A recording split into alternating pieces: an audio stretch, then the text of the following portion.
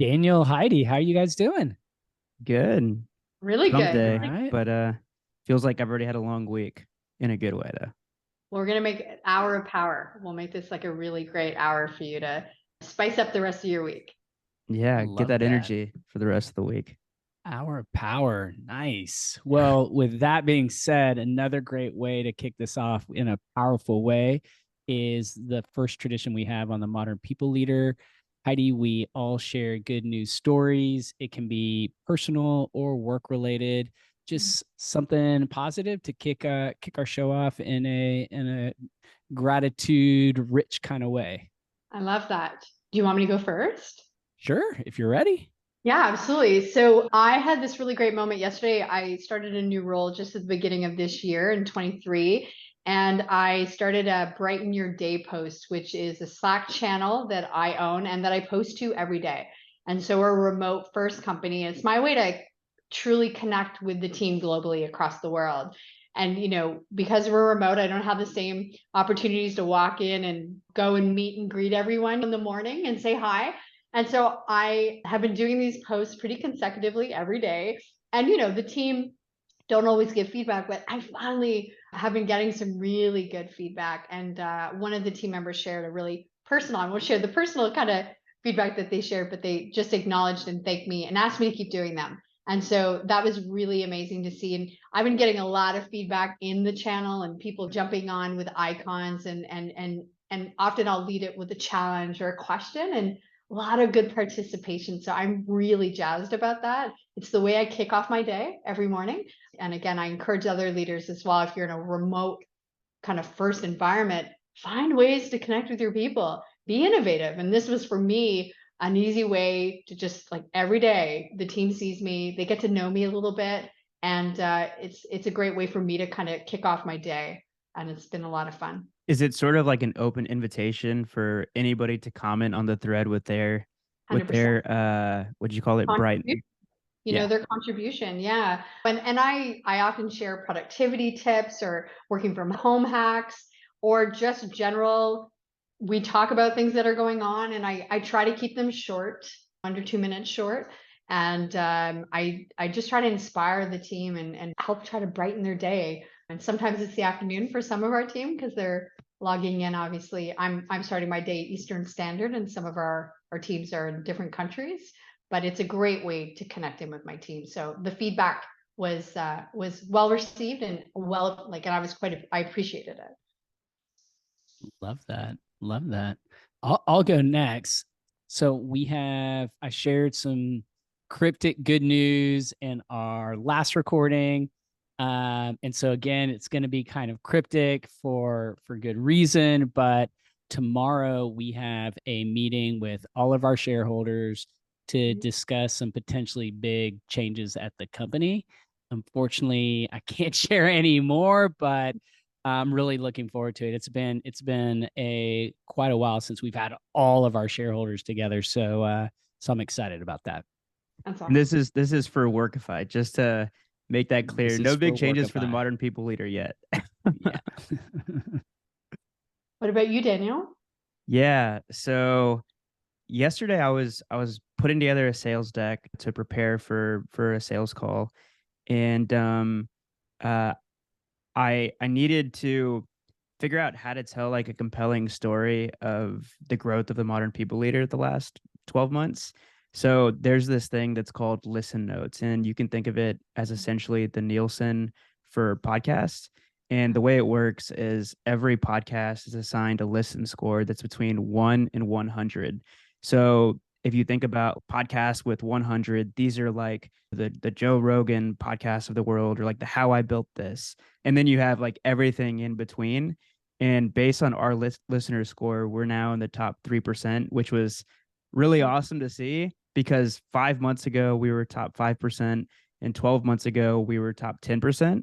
So the goal is, and I'm just putting this out there into the world, I'm going to manifest this, but by the end of 2023, we're going to be a top 1% podcast. We don't do this for the stats, but like, damn, does it feel good to see some of That's the amazing. payoff of all of our hard work over the last 2 years, and just the consistency of putting out episodes every week. At the beginning, we were really just doing this for fun to talk to each other, me and Steven, and we were maybe getting 40, 50 plays per week. It's nice that that's not the case anymore, that there's people that are actually listening. So if you're listening to the show, go give us a rating, tell a friend, forward over the link to this episode. We want to have as many people benefiting from the guests that we have on as possible. So was really excited to see that. Congratulations. That's something to celebrate. That is super Thank cool. you. Appreciate it. Yeah, it is. I've used the word mind blowing a lot, so I was going to try to not use that, but it really is. It is shocking. It is epic and shocking in an extremely positive way. And again, if you're listening to this, thank you, because without you, it would still be Daniel and I just doing this to meet up and have a chat. We would still probably be doing it, but yeah, we're very grateful. So, well, we should move on. A lot of good news today, guys. So thank you for sharing all of that. And so what we like to start off with, Heidi, is to just learn a little bit about you and your personal journey, how you started a career in HR or transitioned into a career in HR, and what your journey has been like working your way up to becoming the chief people officer at TrackTik. Absolutely. And so it's actually a combined company now, TrackTik and Trackforce. Trackforce actually acquired TrackTik, but I'm in Canada, so I'm part of the Canadian entity, but I actually am chief people officer for the full company globally, which is amazing and super excited Very cool about that. My journey is really interesting. I actually moved to Ottawa. I'm in Canada's capital city, and I moved here 25 years ago. And I started my career as an administrative assistant, and I went back to school at nighttime.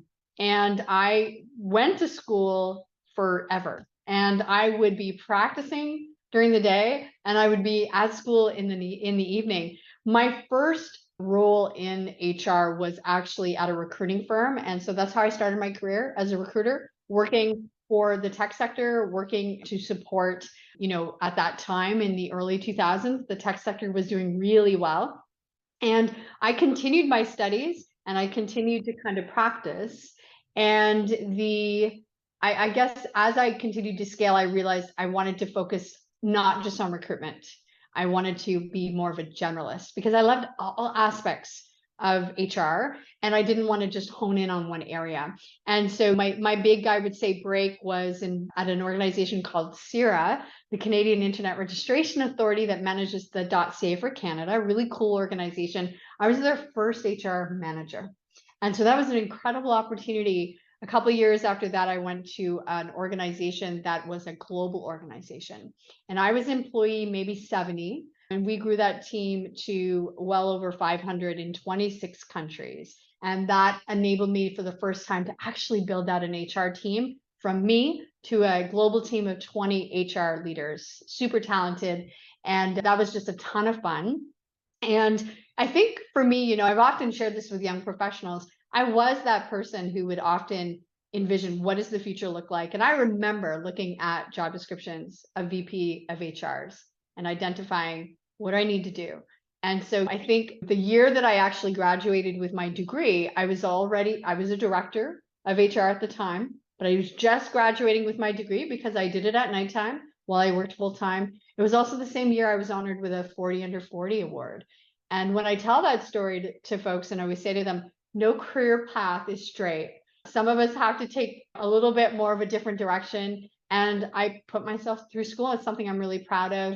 I think it is even what I look for when I'm looking at other candidates. How much work, time, energy, and effort will they put in to kind of building up their careers?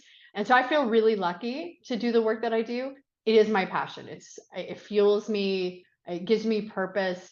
It's something that I think makes an impact, building cultures where everyone can be their authentic selves, do great work, live their best lives. Who doesn't want to be part of that, right? And so I think after I left that global role where I built out a team, I did some consulting for some time. I ended up at our economic development agency here in Ottawa, had an opportunity to build out a talent strategy for our city. Once again, building out an incredible world-class team.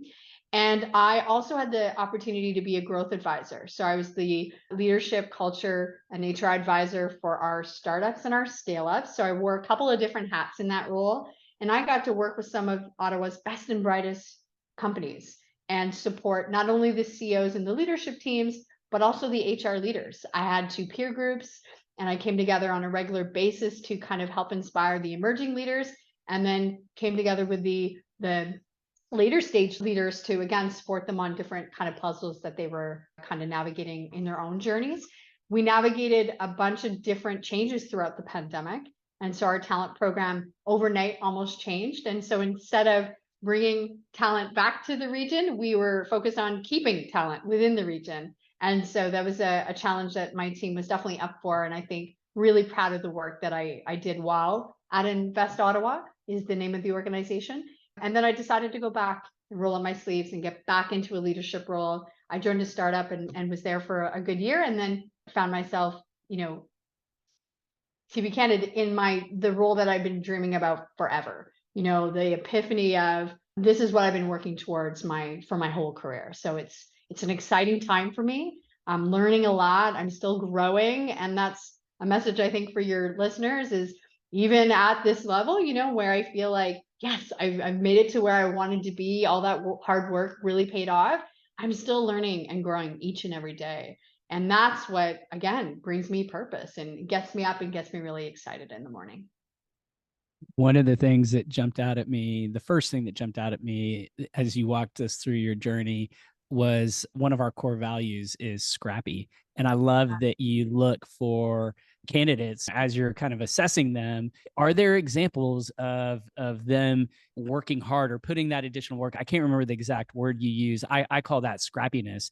Yeah. And you can't train that. You can't train scrappiness. You can't train hunger, right? It's like you have it or you don't. You can obtain it, but Totally. it comes typically in my experience through having worked in some situation and where you had to really kind of bear down and do the best you could to get through that situation. And so I love that you look for that in candidates. And I've also tried to instill that in the recruiting teams that I've led is think outside the box, right? It's not about finding fit. I wish we could get rid of that language. It's about add. How does this new person add to our team? How do they add to our culture? And I always say, look beyond the traditional. Did they work while they were in school, right? Did they start a company in the summer doing painting? I mean, these opportunities, those experiences are complementary to your team in different ways. I get asked a lot because I think, again, my path was not super traditional. And I think that's differentiated me. I also think it gives me a unique opportunity to have that gratitude that hard work helped me get where I am today. And I mentor a lot. I do a lot of mentorship because I personally get a lot out of the experience, but I also like to help others who are on maybe a different pathway recognize that they're on their own unique pathway. Celebrate that, stay focused, right? And you will get where you want to go. I think everyone can live their best life. I think everyone just needs to define it for themselves as opposed to looking around and comparing themselves to other people. Totally agree. And so let's talk a little bit about TrackTik, Trackforce. Tell us a little bit about the core business. So if you were at a family dinner and someone asks like, oh, I know you started a new job. What does the company do? How would you explain Trackforce's business to a family member?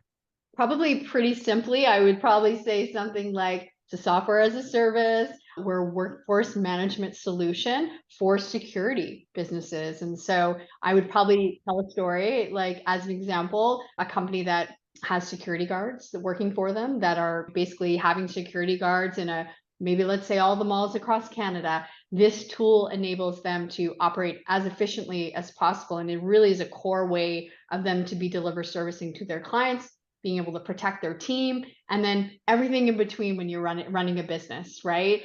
Making sure your team members are getting information, making sure that the organization knows where the team is, payroll, all of it. So it's a really all-inclusive solution that enables the security sector to run their business.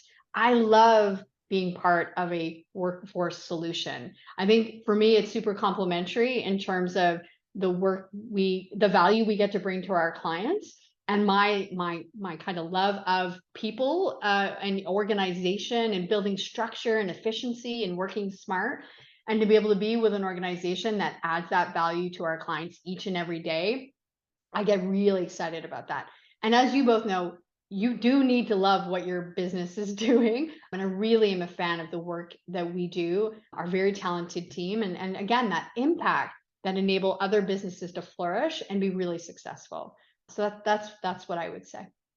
We talked a lot about in our last episode, a lot about safety and why safety is so important. I feel like that's just a general thing, and with all the terrible news that we keep seeing, it feels like every week in the US. I know situation is different in Canada, but I love what you guys are doing. And so I know it's only been a couple of months since you've been at the company, but why should we be jealous that you get to work at TrackTik? I think I've had a really amazing opportunity to get a really warm welcome from everyone. And I think that my team is incredibly talented. And I know we all say that our teams are super talented, but that's one of the reasons why I'm really excited about being here. I mean, I'm surrounded by incredibly talented individuals that are really passionate about what they do. They show up every day and they put their best into what they're doing. And that just fuels me and encourages me and continues to motivate me to do my best as well. I think the opportunity in front of us is really exciting as well. And I think this is a really unique opportunity to build a world-class organization. We're top of our game in our space, and the opportunity to show the world what we're building, again, building a great culture and really just building a world-class organization that we want people to kind of see what is Trackforce and TrackTik doing, right? We want to know what they're doing because their people are really happy and they've got great results, and we'll be wanting to share some of our best practices with the world.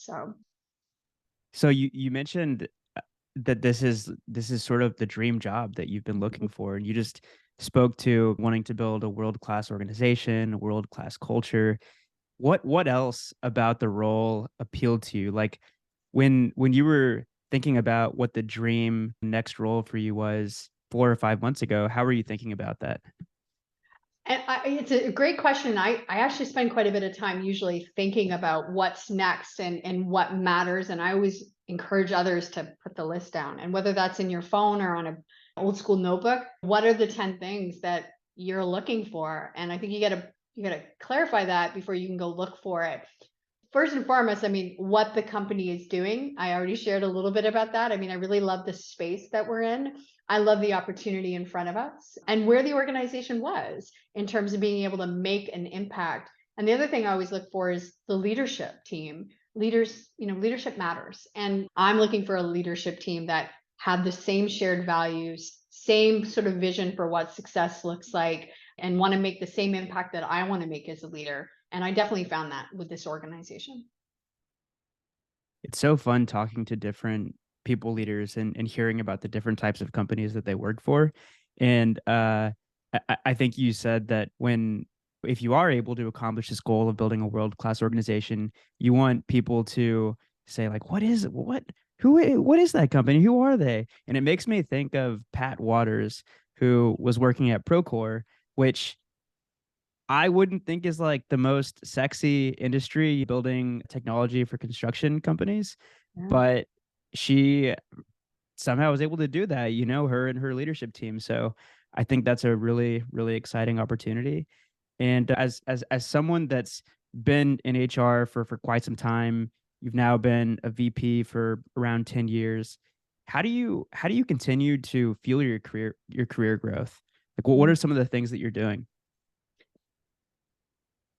It's intentional. Like I think I put the work towards it, and I'm really intentional about it. And I think that, a lot of times, I think this is across the board, but even as we scale our career, that's not the time to take your foot off the gas. It's actually more important. One, there's more responsibility. You have people looking up to you. You need to lead by example. And so I always make time to kind of invest in myself. And the message I would say is I've never expected my companies to pay for my training. I'm willing to do that myself.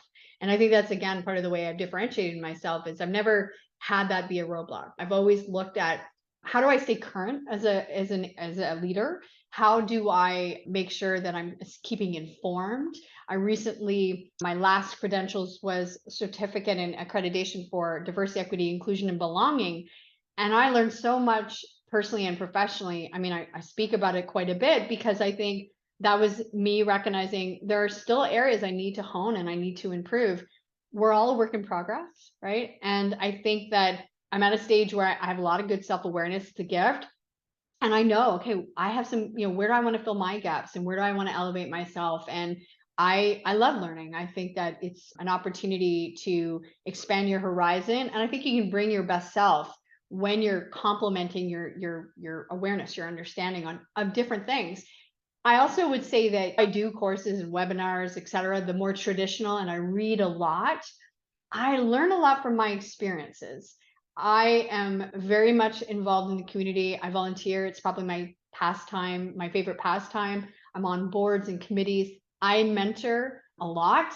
And that experience of learning through the eyes of someone else at a different stage in their careers brings so much perspective.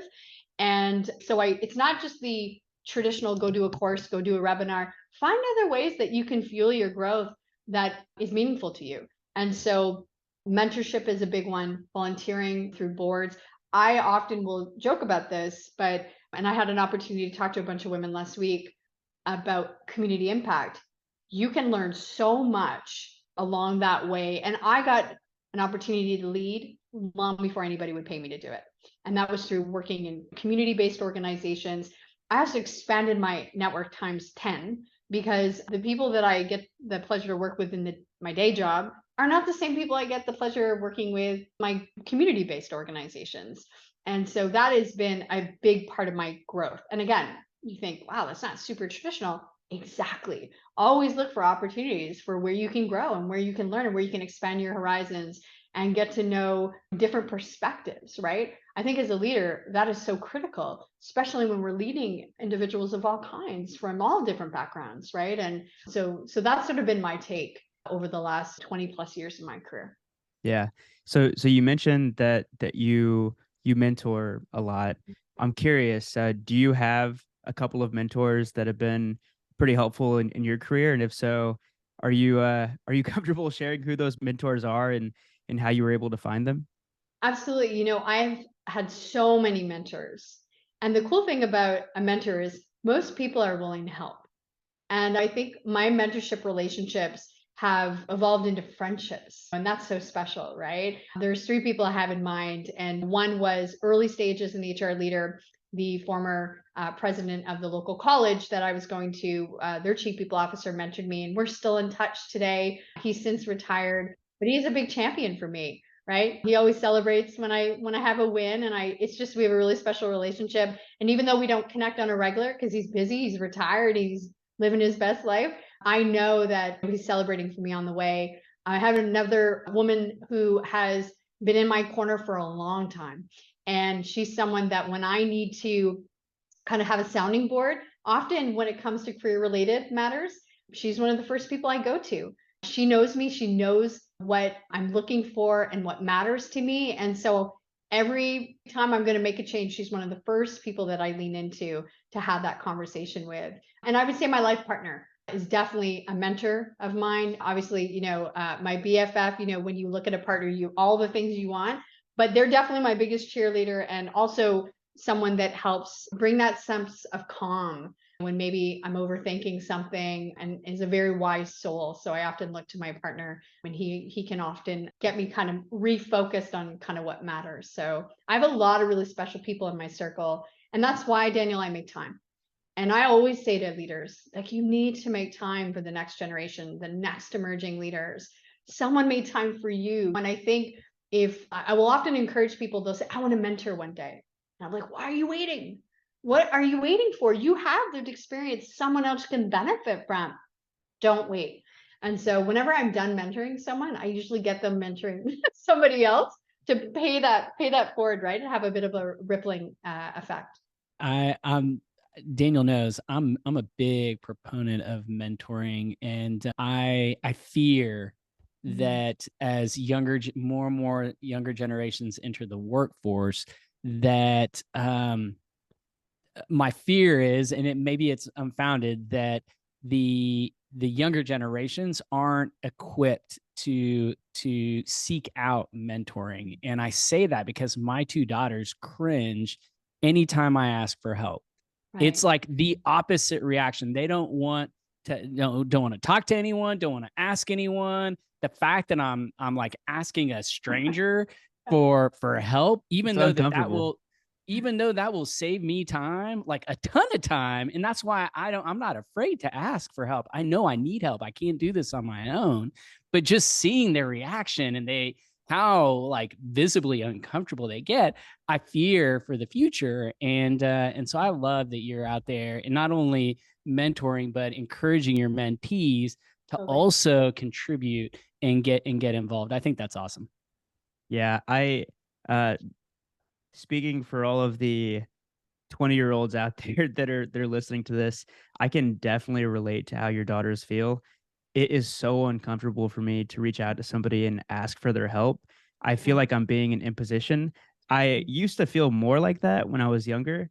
As I've been, trying to build my own business and just gotten further along in my career, I think that I've been able to let go of that.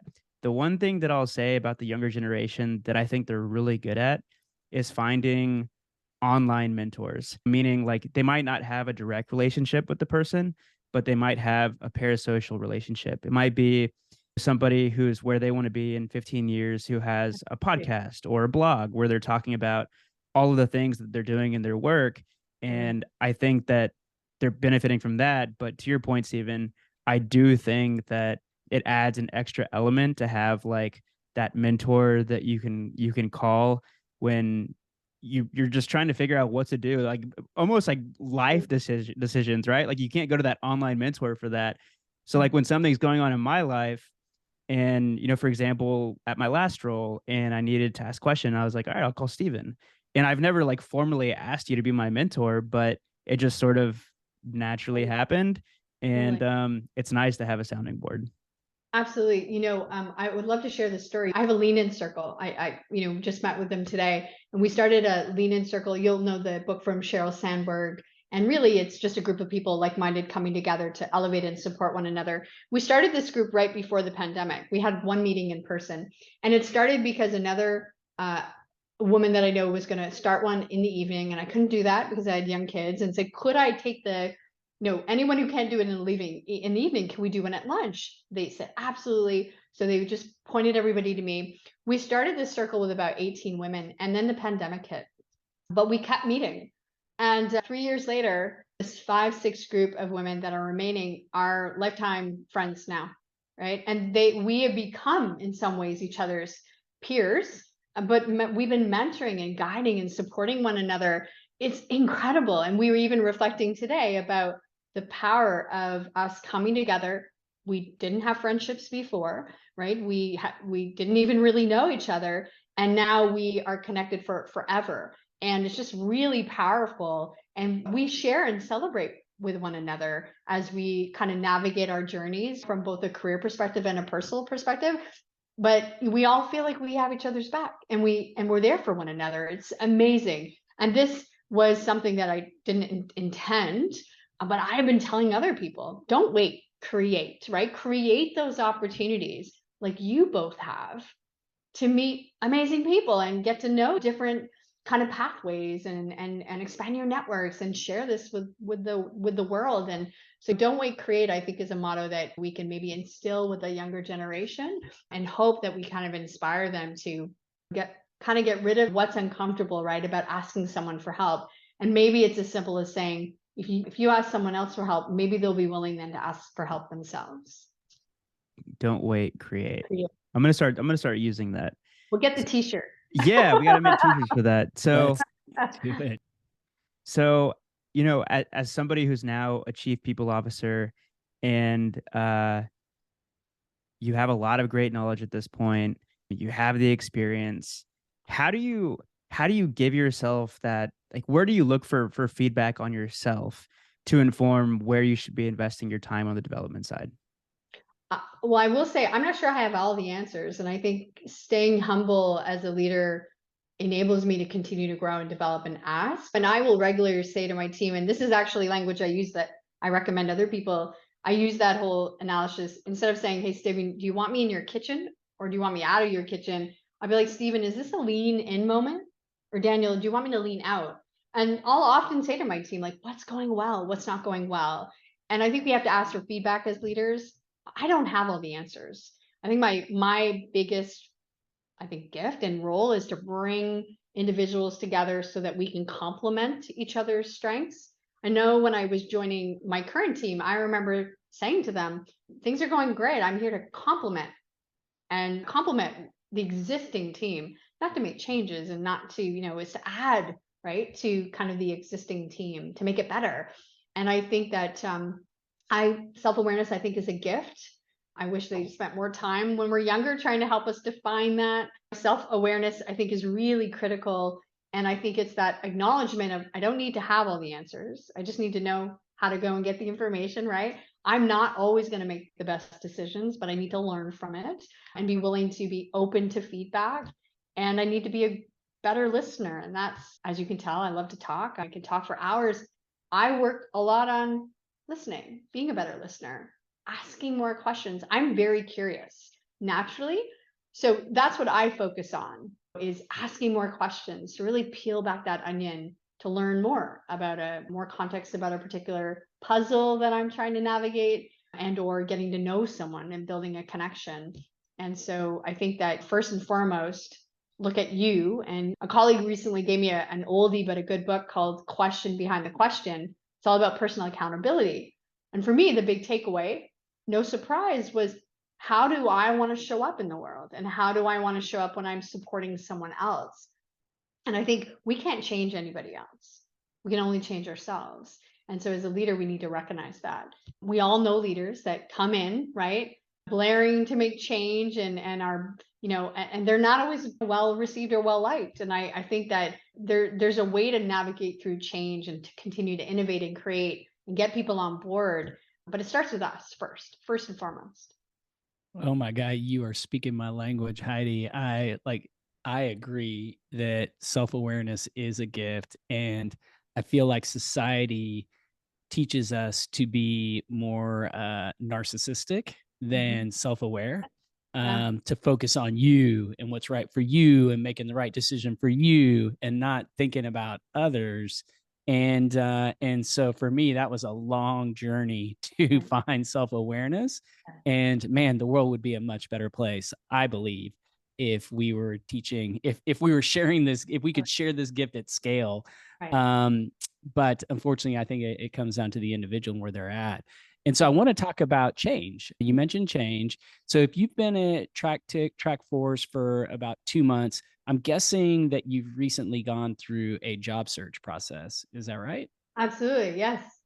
And I think there are a lot of people that are currently going through that. And I think it's an opportunity to just share some experience, strength, and hope. And so, would you be comfortable sharing what that process looked like for you, how you differentiated yourself, what sort of tracking you had, or anything you're willing to share? I think that would be awesome for our I'm audience. happy to share. No, I'm happy to share. I think first and foremost was the what is next, right? And envisioning, what am I looking for in this next role? What might have been missing? Where do I want to grow? How do I want to stretch myself? And I think that, you got to put that out in the universe first and foremost, but you've got to own it and know what you're working towards. And I always say this to, I've interviewed thousands and thousands and thousands of people in my career, and always say to them, what are you looking for? And they'll say to me, I'm open. And I love that. I love you're open. I love it. I can't help you, Daniel, if you don't tell me what you're looking for or give me something, so that when I hear someone going, I'm looking for someone with this, I go, I have someone, right? Like, I'm a connector. I'm always helping to connect people. And so I took that advice to heart and was like, people are going to want to help you find your next opportunity. What are you looking for? I really honed on that, right, guys? Like, I had a list. I won't show you the list, but I have a list. I have those 10 things that were really meaningful for me. And then I started networking. I started reaching out to people that I've helped in the past to let them know that I was exploring new roles and opportunities.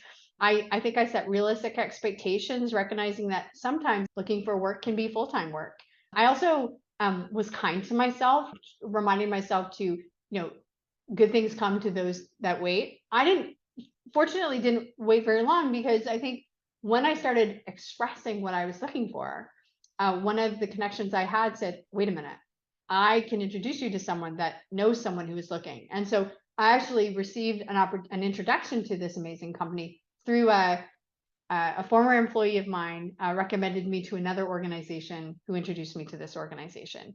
And so it was like 3 degrees of Kevin Bacon in terms of how that kind of happened. And I mean, one, I think that I did do a lot of research. I did look at companies and who was hiring. What I will all say to those individuals that are job seeking, you need to have a strategy like anything. You need to network, yes, with people that you already know existing. You need to reach out to the different recruiting firms. You need to look at the different job boards, and you need to pay attention and go into LinkedIn and start creating the fields to make it easy for yourself so the alerts come in on a daily basis. You need to spend a lot of time working on your resume, bringing it up to 2023 standards. You need to work at a really good cover letter, because whether a company asks for it or not, you need to be ready. You need to personalize that letter when you're making an introduction of yourself. And I think you need to try to differentiate. I mean, I've seen a lot of resumes in my tenure. The resumes that stand out when they've been built through Canva, or even just has a border or some type of graphics on it, they help stand out. And so the reality is, I think a lot of times right now, candidates are really frustrated about the whole idea is, am I even going to get past the bot, right? And is an actual person going to be looking at my resume? Really, at the end of the day, you need to do your homework. You need to have those foundations in place. You need to have your references lined up, because when they're ready to ask for those, you need to be quick and have a good sense of urgency there. You don't want to be running around looking for references in the last hour. And the thing I would say too about the interviews, do your homework, right? We all have access to the online now. There's no excuses. You can get access to the company's website. You can go and look at news. You can look at their social media posts. Do your homework. That's a really, uncomplicated way to stand out. Hey, Daniel, I saw that you were just in the news for X. I saw you just won this award. And that starts off a very different conversation than, hey, Heidi, tell me about yourself. And so I think there's some ways that, job seekers out there can find their next amazing role when they do their homework. And then the other thing is, then so when you find that right connection, you go through the interview process, you have that confidence that, you know what, this is where I want to be. And I think, I'm not sure, Stephen, if that's helpful, if there's any other things you'd like me to kind of. No, that's extremely helpful. Yeah, that's great. So what I'm hearing is when you're about to start the job search, tell as many people in your network as possible, let them know exactly what you're looking for. And by going through this process, hopefully you'll at least find a few opportunities that match what you're looking for. From there, do your homework, learn as much about the company as you possibly can, tailor your resume or your cover letter or both for that role whenever you're going into that. And then the follow-up question that I had for you, and this actually comes from a text message that I received from a friend today. So it's somebody that recently was in a role where, when she was originally applying, looked like the perfect role. It was everything that she was dreaming for. It was a director level role, the first director level role that she ever got. And the one thing that she didn't anticipate was the culture not being great. So fast forward 8 months, and she's looking for a new role now. Right. And her question for me was, how do I suss that out? Like, I don't want to end up in the same situation again where I take a role where it seems great, and then I end up finding out the culture is not what they are selling themselves to be. So she was asking, are there questions that I should be asking at the end of the interview? So I'm curious, like, do you have any thoughts on questions or ways to suss out whether or not the culture is as great as they're saying it is? I think there's a bunch of things that can be done. I think first and foremost, I think companies need to be more transparent. A lot of times companies sell, right, the idea of where we're going to be. not where we are right now. And I think there's nothing wrong with saying, look, this is where we want to be, but this is where we are right now. And I think candidates and future team members appreciate that more than the kind of the view of this is the vision of where we want to be. I would say that there's different ways to go about it. It may be as simple as the next time they're going through the hiring process, seeing if maybe they have a chance to meet some of their colleagues are potentially members of their team. A lot of companies are really open. I like that as a best practice. I always ensure that there's a team meet and greet before so they can have a more candid conversation where leadership is not necessarily in that interview. And I think they can do their own references too, right? There's nothing stopping them from reaching out to team members on LinkedIn and being like, hey, I'm exploring your company. I see you've been there for 3 years. What do you love about it? And what are some areas for improvement? LinkedIn and the tools we have access to today create no barriers. And most people are pretty cool about opening up that door. They want to talk about their companies. And so those are a couple of ideas for them to kind of consider and think about. Again, doing their homework, like what's online. Glassdoor is still available. I don't think Glassdoor is, I think it's a data point. I wouldn't put all my eggs in one basket. I think I would look at a more holistic approach. Check out what Glassdoor is saying, maybe other social media. What are they posting? Do they have a cultural page? Reaching out to a couple people in the company, asking for that team interview. These are some kind of things that they can consider. The other one point I wanted to say in terms of prepping for the interview, if you go and Google 100 best interview questions, you've got your prep guide, right? Familiarize with questions that you think might be asked and practice those. Get comfortable with your answers. Interviews are difficult. I mean, I love a good interview. I love being on the other side, to be candid. I'm usually the one interviewing, but I know that it's not comfortable for most people. And I think more preparation, the better. You can go in and really be your authentic self and really be confident. And so don't hesitate to do your homework in advance and have those 100 questions that you review on a daily and think about, how would I answer this question? That is totally cool. And I would actually celebrate that if a candidate shared, I did my homework. I'm like, awesome, tell me. I think that would really be a game changer, a way to differentiate yourself. Just to add to the ask tough questions point that Heidi just made, being in the employee listening, employee survey field, I will say that two things. First, ask a question that is extremely pointed. Like if there's one thing that you would change about the culture at this company, what would it be?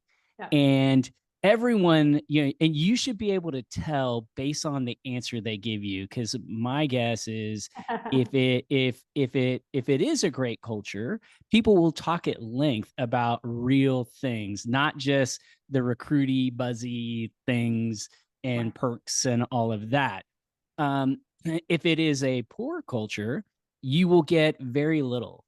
It will sound like a Glassdoor review that HR planted.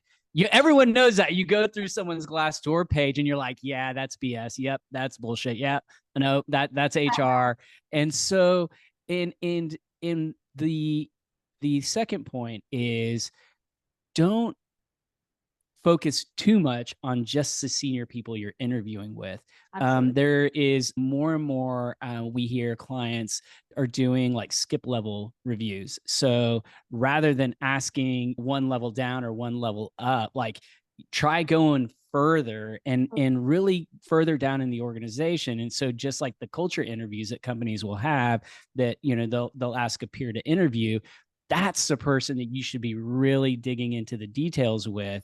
And in my experience, again, if you're asking a pointed question, they're going to give you a meaningful response that is balanced. Like if it's weighted too positive, skews too positive, then something's up.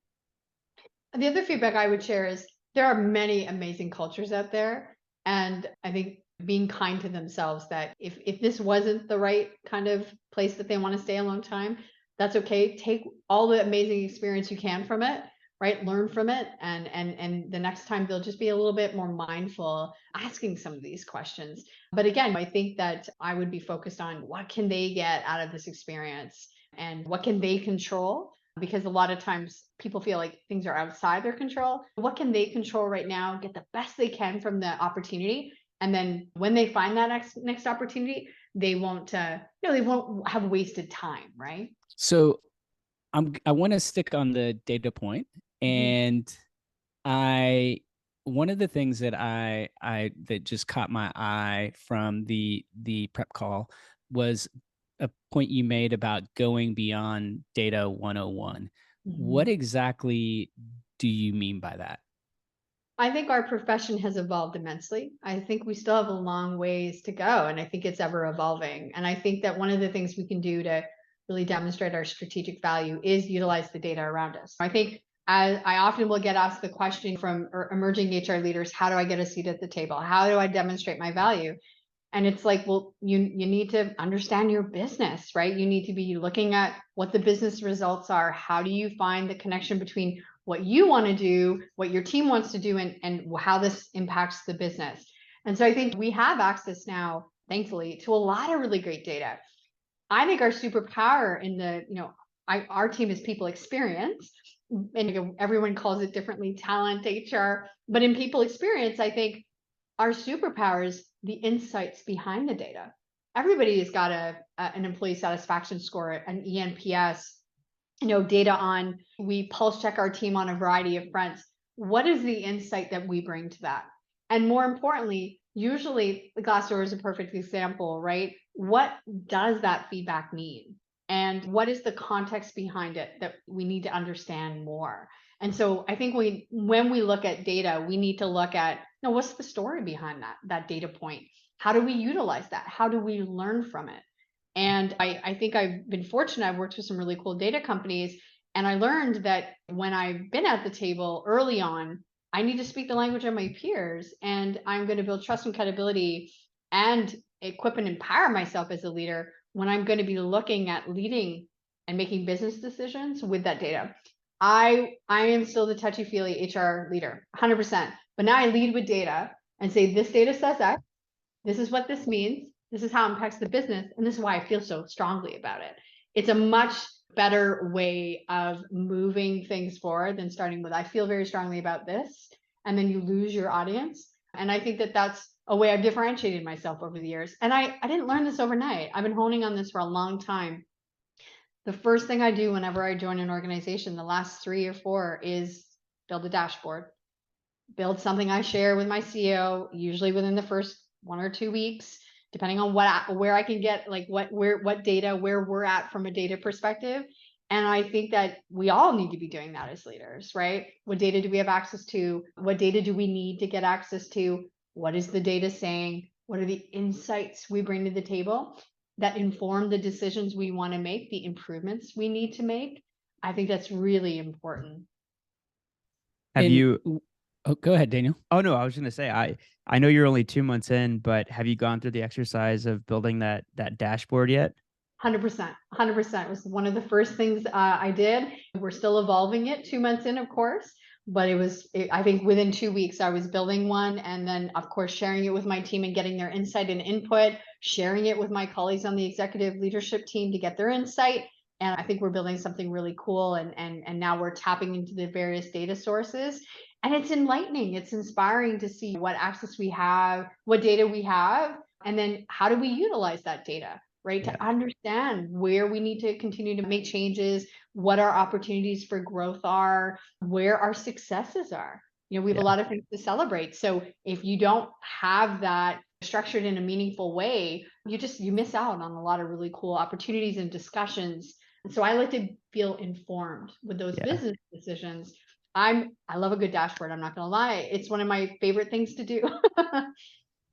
Yeah, I am a big Salesforce dashboard guy, former Power BI power user. Yeah. So I'm all for the dashboards. Can you sort of like paint a picture for our listeners of what this dashboard looks like? I know that there's probably a lot of different data sources that you're pulling in, but can you give us like the highlights of what you include on there? Yeah, so going beyond the data one-on-one again, I think a lot of us look at the more traditional data sets that people experience or HR talent are going to pull headcount, turnover, voluntary turnover, involuntary turnover.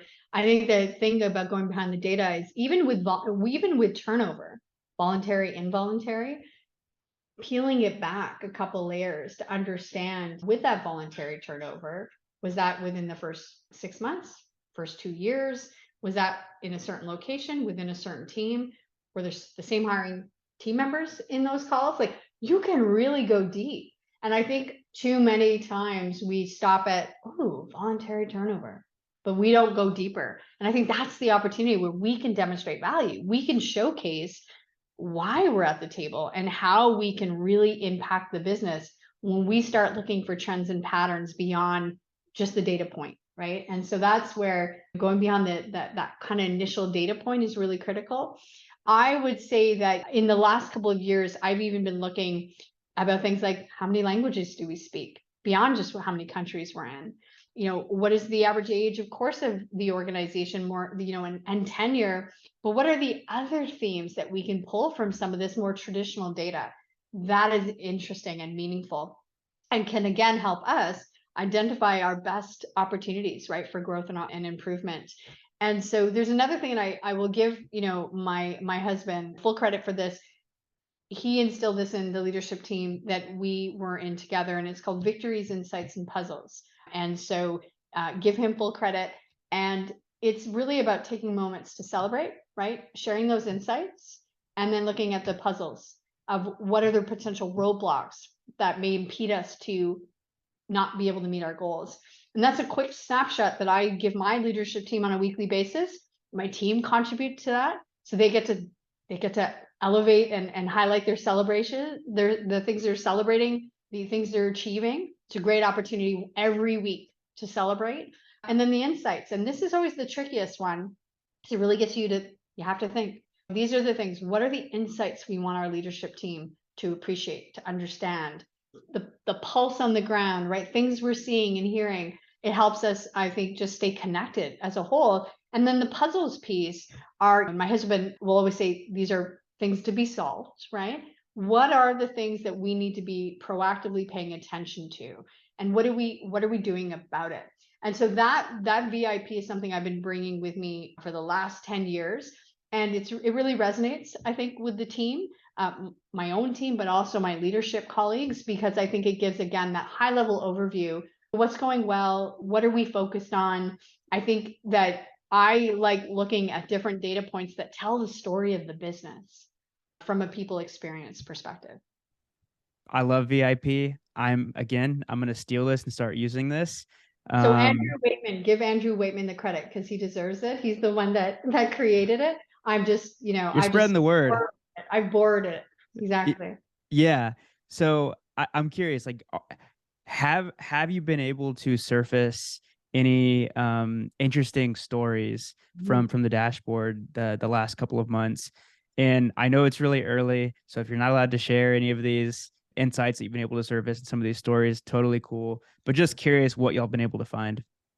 It's still very early. What I would say, though, is the exercise has really equipped and empowered my team to really be part of kind of the overall year. Like we're in planning stage, like a lot of businesses, we're planning out our priorities, and my team is actively involved in that. And so it's been a really good exercise for us to get to know each other, come together. And the team is part of the solution. So it's not like I presented a dashboard and said, hey, we're going to be doing this.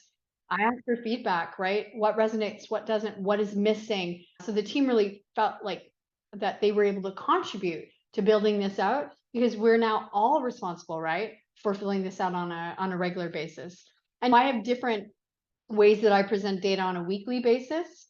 And then I have obviously more thorough from a monthly basis. And of course, we look at it a little bit more holistically from a quarterly basis.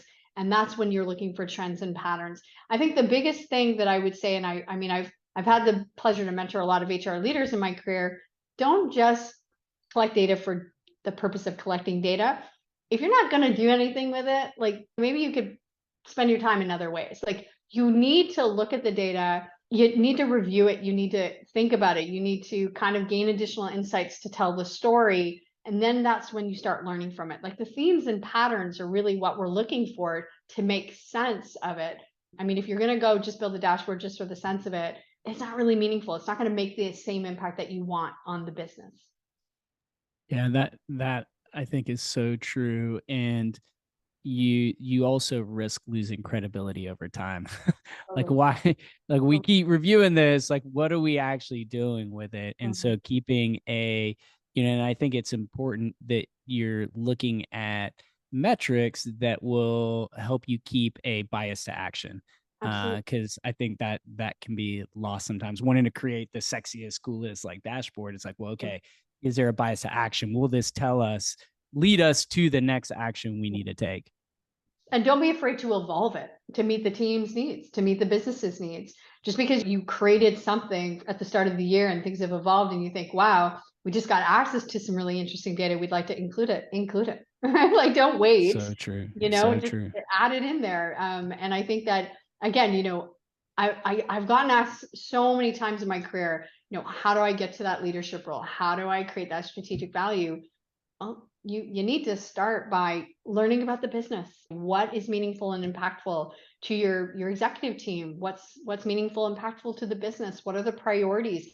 And then aligning that to your team's priorities. I mean, that's a really good start. And then you can start demonstrating that value, right? But I do believe, and my husband and I, we've chatted about this. I don't think the bots are going to take over the people experience profession. I think we are always going to be needing individuals in between. Are we going to get better information? Are we going to get more insights? 100%. We're going to still need to get the pulse of the team by having actual humans bring our teams together, create those experiences, create opportunities for collaboration, enhancing communication.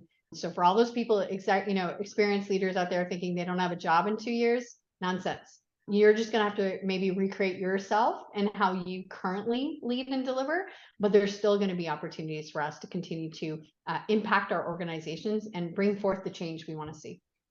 Yeah, couldn't agree more. The bots will not there are a lot of jobs the bots will eliminate. I'm not sure people leader is one of those. It will change our job, and it will hopefully make, create time so that we can focus on the things that matter most. But it certainly won't replace us, at least in my opinion. And so before we get to our final section of the show, I have one more topic that I want to dig into. And we were listening to a podcast that you did last year in preparation for this show. And you talked about the parallels between leadership and parenting. And so we're just curious, what are some of the similarities that you see between the two? So I read a lot about parenting and a lot about business, and I am a parent. It's my most important role. It's also the toughest role that I have.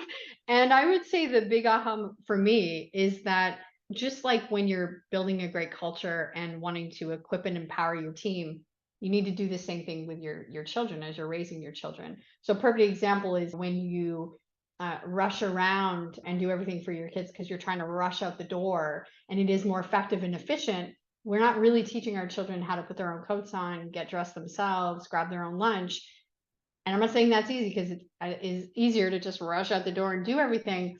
But the same goes with our teams, right? Like if we don't take the time to educate, nurture, give feedback, and we just do everything around for them, like that doesn't elevate the next generation. And then, we're not going to build the next emerging leaders. So I think, that whole notion of teaching our children how to fish so they can fish on their own, the same thing with our teams. So that's a big one resonating for me. And the other really, really big one, and this was from one of the books I read called Listen. It's a really amazing book. I highly recommend it. It's about, as leaders, we sometimes think our role is to swoop down and fix everything. I have to check myself regularly. Maybe Stephen doesn't want me to fix the problem. Maybe Stephen just wants me to hear him out. Maybe my son just wants me to be there for him and just be understanding and get on his level and go, wow, that's really frustrating that happened today. And I check myself regularly because I have a high sense of urgency. I want to help. I want to be helpful. But by being helpful, sometimes you're not actually helping. Sometimes you just need to create space. And so I think that from a team, leading a team perspective and as a parent, we need to check ourselves sometimes and go, yeah, we have maybe the answer, but maybe it's not the right answer. Maybe we just need to create space and listen. Yeah, what you were just saying reminded me of a recent episode we had with the Chief Diversity and Engagement Officer at Gusto, Mm-hmm. and he drew on the similar comparison between managing and parenting. And this is what he said: I have three daughters, and sometimes they'll ask me, what should I do? And to help them find the answer, I say, what would you do if I weren't here? You know what you want to do. And it just like, as soon as you were, making the last point you made, I was like, oh man, Bernard would, if he were on here, he would be jumping in, agreeing with you. Yeah. And so that resonates with me so much. I'm the father of two daughters. And they're middle schoolers. And so things are shifting for them. Right. And I also am the boss. And so my job is, as CEO, it's to get to the answers and help people get to the answers. But many times, because we're moving so fast, it's needed for me to come in and say, okay, boom, this is what we're going to do, and here's where we're going. And I have found it that in my personal life, I'm not the boss of my relationship. Right. And if I do that, there will be negative consequences. And I've spent a lot of time the last 3 years since I've been in a relationship again to not go into solution mode and to just listen. And even as recent as like a couple of days ago, my girlfriend came out of a meeting and she was like frustrated with how the meeting was going. And I like immediately went into solution mode, and I was like, I'm doing it again. I need to just Self-awareness, listen. even self-awareness is a gift. But it's so hard. It's so hard. And you also talked about in the podcast how, as a parent and a leader, you have to have a growth mindset because it's a constant journey with nonstop learnings. And it's funny, as a kid, you always think that your parents have everything figured out. And then you get older, you realize that we're all just out here doing our best, trying to figure it out. Right. And so, is there anything that you've learned over the years as a parent or as a leader that you think has made you better at both? That's a really amazing question.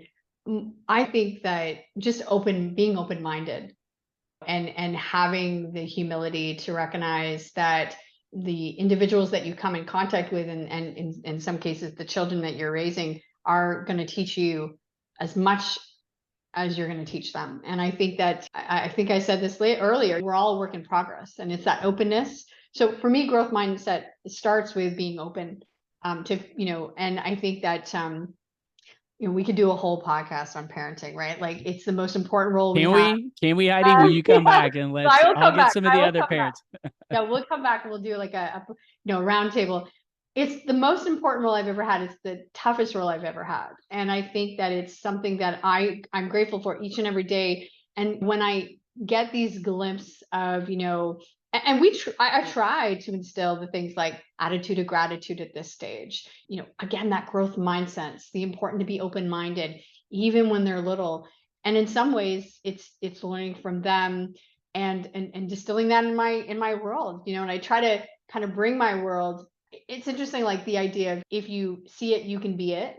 And so, I think, my husband and I are very passionate about the work we do. We feel very fortunate to do what we get to do every day. We instill that into our young children. We want them to explore, and I think they're very curious. And I think, to answer your question, curiosity. Children are curious. They ask questions. They don't apologize for that. You know that, Stephen. Your girls ask you hundreds of questions all the time, and they'll just keep asking a question on a question. We've lost that as adults. One of the things I want to continue to remind myself on the day-to-day as I'm navigating this new world is, be curious, ask more questions, not without apology. And by asking questions, you're showing that you care about another person. You're showing that you care about a department. You care about whatever it is that is being brought to you. You're not making assumptions. You're not being biased. You're not going to make.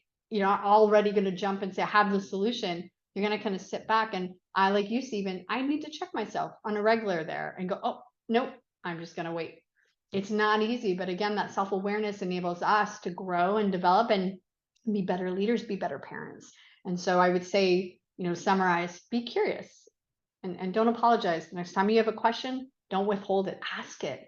Maybe that person has been waiting for someone to ask them this question. I wish we could keep going on this topic. Unfortunately, this is gonna be one of our longer episodes, and I'm really happy about it. Like this has been great. But I'm gonna take us into our rapid fire questions. So we have a few questions that we ask all of our guests, and actually the last one that's a part of the rapid fire questions is a new one that we're testing out. So I'm excited to ask you. I Nice. think you'll be the second or third person that we ask it to. So question one: how do you define a modern people leader? What are the traits and characteristics? Again, I think growth mindset, someone willing to be open on recognizing their own growth journey, no matter where they are at in their journey. I think someone that is willing to innovate and to create and to try things that are different. I call it the pandemic pivot. It was a great opportunity for us as people leaders to really try new things. And if it didn't work, we could try something different. And I think I think as a modern people leader, you've got to be innovating. You've got to be you've got to be creative. You've got to work within your constraints, not let them bar you down. And you just got to be able to kind of be really focused on, bringing your team along and leading by example. Creativity. All right. So if you could go back in time and talk to a 22-year-old you, what career advice would you give yourself and why? I'd probably give myself a little bit of confirmation that this is what you want to do, keep at it. And I would probably say to myself, because I think earlier in my career, I'm putting myself through school and having to work full time to do that, it wasn't ideal. I think I back then had hoped, although it's not a strategy, that I could have, gone through school and then worked full time. But what I know now, and I think what I realized as time went on, is that I give myself the advice, this is how you differentiate yourself. This is how you're going to be making meaningful contribution, because you're learning the theory at night and you're practicing it in the day. And theory takes on a whole new world when you're doing the job every day. I think I was a very interesting teammate on class projects, because I brought my day job into the projects and into our assignments. And so I would probably just say to myself, stay focused, create your own journey, celebrate that journey along the way. And you don't need to compare yourself with anybody else. It's kind of the advice I give to people now. I probably just would have given it to myself at 22. I needed to take that advice. It's so easy to compare ourselves to the other HR podcasts out there, the other, you know, I could go on and on. There's a lot of comparisons that I draw in my head that I probably shouldn't. So, last question for you, and this is really your opportunity to shower your people experience team with love. So, do you have any shout outs that you want to give to the TrackTik Trackforce people team? My people experience team is world class, and we've shared a lot of really great laughs in these last few weeks. Pit of the stomach like laughs. I connected with my team very quickly, and I think we're on a really great journey together. And they're kind, they're warm, they're welcoming. They're just amazing human beings. I'm honored to be on their team. I'm honored that they've given me the opportunity to be their people leader. And my goal really is to make sure that they get to come to work each and every day, living their authentic selves, doing their best work, and that we're having fun, and that it's purposeful, and that they feel like they're making an impact. So I'm really fortunate. I've got a superstar team, and I care a lot about them. And I feel really, like I said, honored to be on their team. Of all the shout outs. So we are now have two final traditions. First, we've been extremely blessed on the Modern People Leader, having so many amazing guests join us, primarily through organic recommendations or people finding us like you did.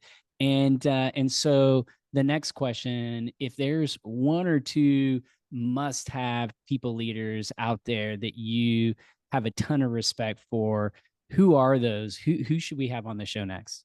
I have a list, but you said only two, so I will stick to that. Megan Patterson from Canaxis, Kira Turco from Ascent, two longtime friends and just incredible people, leaders that I admire. And they're both incredible, and they've done some, their careers have been very cool, and they're doing some incredible things with other web-based companies. And they would be amazing guests on this podcast.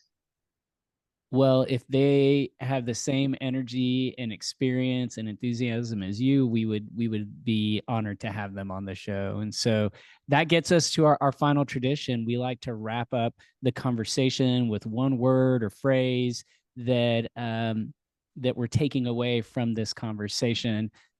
Who wants to go first with the one word, one phrase close? I can start, and I'll go with a phrase.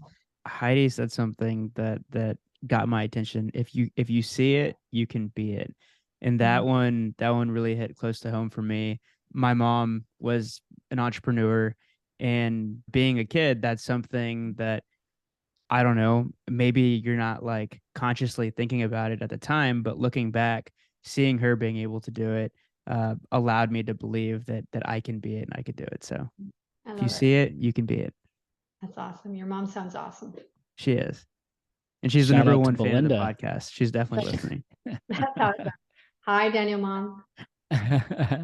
I'll go next. I'm going to keep it short. I'm going to go with be curious, because I thought the point on curiosity, I've always had like an insatiable curiosity on all things. And I feel like that served me well. And so that's what I'm going with. Be curious.